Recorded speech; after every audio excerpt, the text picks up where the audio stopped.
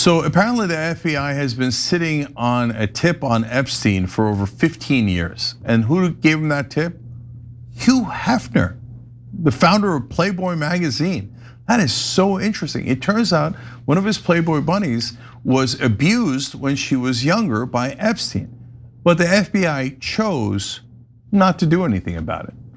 That is fascinating. So let's find out more about this story. Elliot.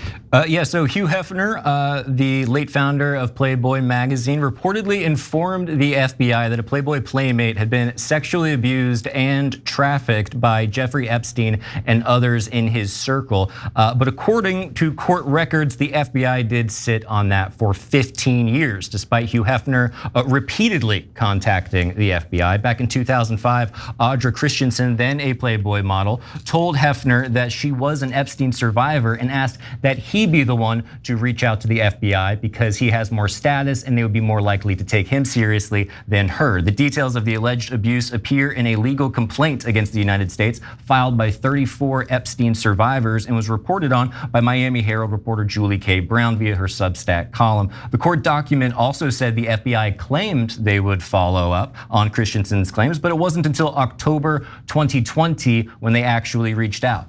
The FBI exhibit stated that Christensen said shortly after meeting Epstein, before she knew it, she was naked and raped by Epstein and then trafficked for 10 years. The complaint alleges the FBI did not investigate the model's claim and by not doing, quote, violated mandatory policies and protocols requiring it to investigate claims like Ms. Christensen's of child sexual abuse and trafficking and failing to investigate credible tips such as Ms. Christensen's allegations, the FBI created a foreseeable zone of risk to future victims of Epstein's sex trafficking enterprise, including plaintiffs. The FBI is trying to make the case go away. They are saying that the 34 Epstein survivors did not file in time, apparently, because the cases happened between 1997 and 2017. Hefner has also obviously come under scrutiny in the past. He had a 2016 lawsuit claiming that he allowed Bill Cosby to sexually abuse a model in the Playboy Mansion, and a 2022 documentary series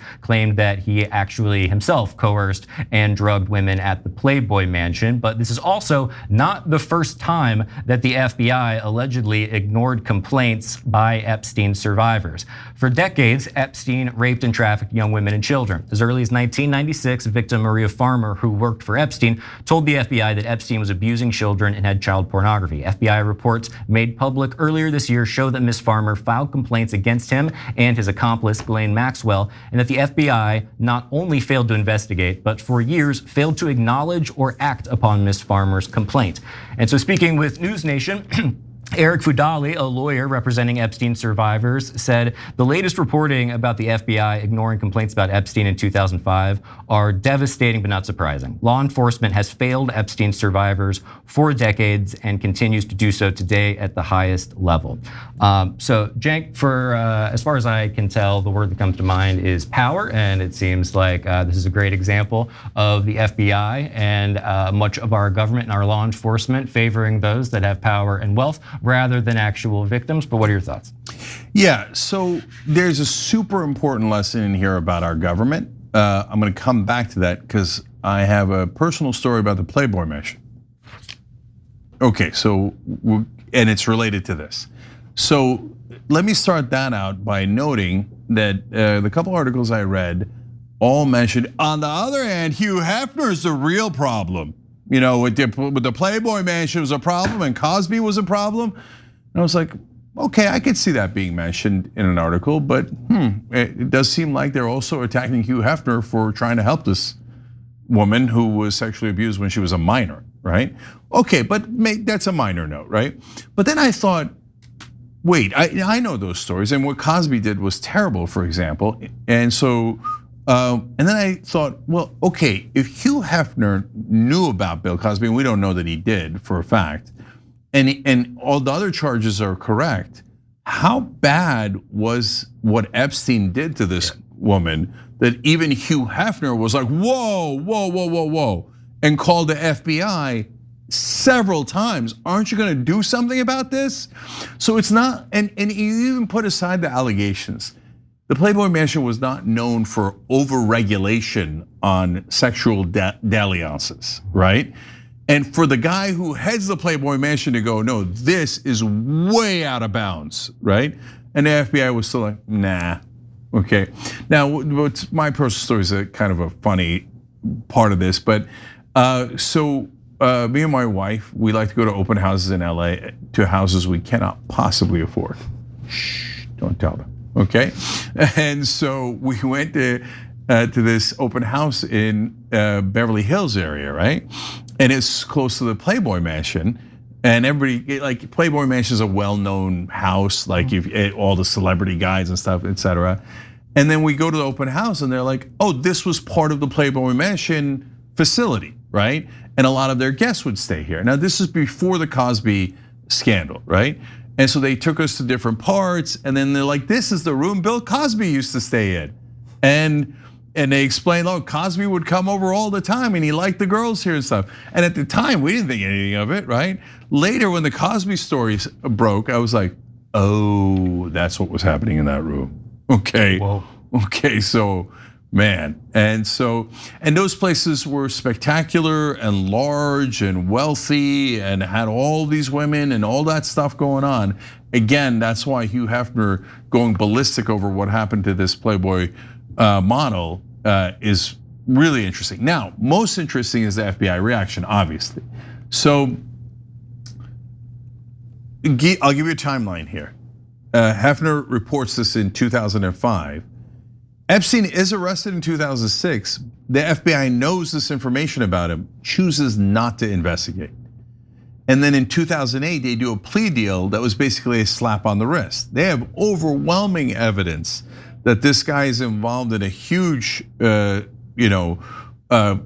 enterprise of peddling these girls.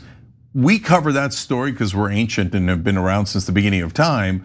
And I was like, wait, these charges are microscopic. What the hell's going on here? He was with underage girls. Turns out they're powering down on purpose. So the FBI chose not to investigate all of these different crimes that he did, and they gave him a sentence that was so light that he was basically treating the prison as a hotel. He would only come at night, and he was allowed to go and do business during the day and God knows what else. And then he'd come and sleep at the prison and then wake up in the morning and go back to his mansion. That's not a prison sentence, and it lasted for a tiny amount of time.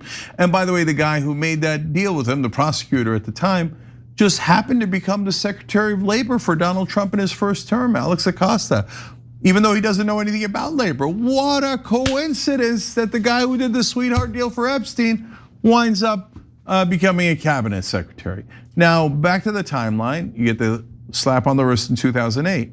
Now, Epstein is arrested again in 2019, the final time, and the FBI still doesn't respond to Hefner and finally gets to it in 2020 after Epstein's dead.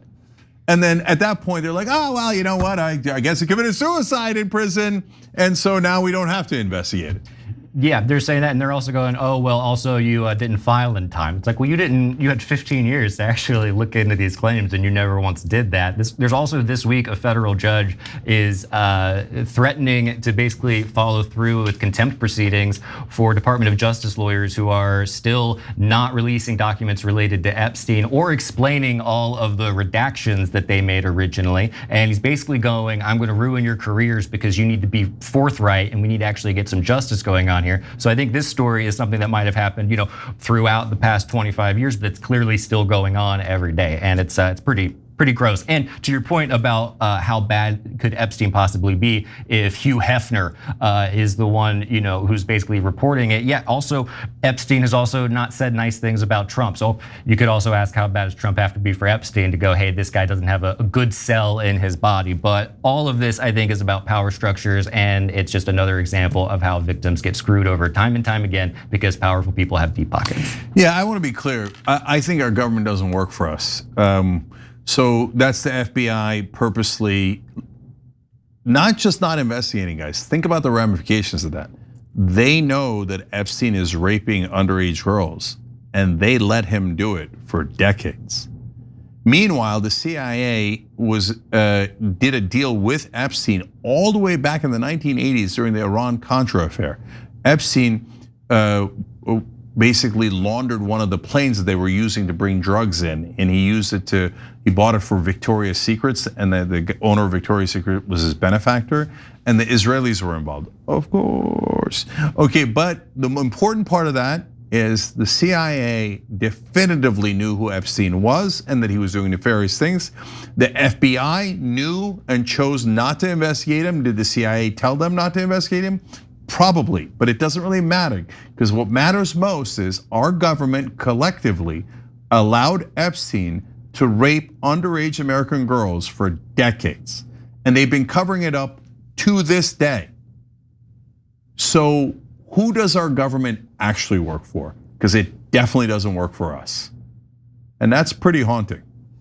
Yeah, there's also, another sad element to it is the fact that she had to go to Hefner and say like, hey, can you do this on my behalf? Because she inherently knew that she wasn't gonna be taken seriously. And I think that's an important thing to remember, especially as we head into midterms in these next elections and people are reflecting on things like the Me Too movement. Yeah, there's a culture that these people are aware of where they know that they're gonna get screwed over and they have to go to someone that they know is gonna be taken more seriously. And then sometimes things are so bad that they're still not taken seriously, even when they get someone who, for all intents and purposes, should be actually considered legit by those that are in power. So it's a very emblematic of, I think, a very sad time in our culture. Yeah, I'm just gonna say the last two things on it because it's infuriating, and that's why like mainstream media keeps saying like, why are people so animated by this? It's just one issue, and then like the Ben Shapiro's of the world are like, move on, move on, move on, right? And so why is this so animating? Are you crazy? First of all, it involves raping underage kids. How could you not understand why we'd be animated? But secondly, if our government isn't working for us, that's not a small thing. That's a giant thing. And so don't tell me that it's not important or interesting. And what happened? Half the files got released, or some portion of the files got released because of the heroic work of Ro Khanna and Tom Massey. But then they chose not to release the rest, and that's illegal. And now everybody's just letting it go. Government's saying, move on, don't talk about it. Half the media saying, move on, don't talk about it. And now the government should be prosecuting the executive branch for not releasing the files. They passed the law. Donald Trump signed it. It was nearly unanimous. It is not in dispute. They must release the rest of the Epstein files. And once again, the same government who told us, Epstein committed suicide.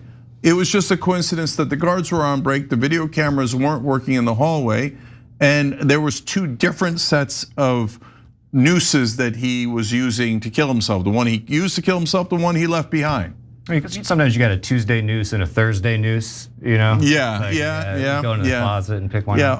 And you got to accessorize and stuff. So who's powerful enough to kill Epstein in jail and have the US government protect them? So obviously our government is compromised. We have to do something about it. We have to get, for the first time in our lifetime, an honest president who's actually gonna represent us and find out who's been scheming against us, screwing us over, and literally raping our kids and in charge of our government. That is not a small thing, that is gigantic.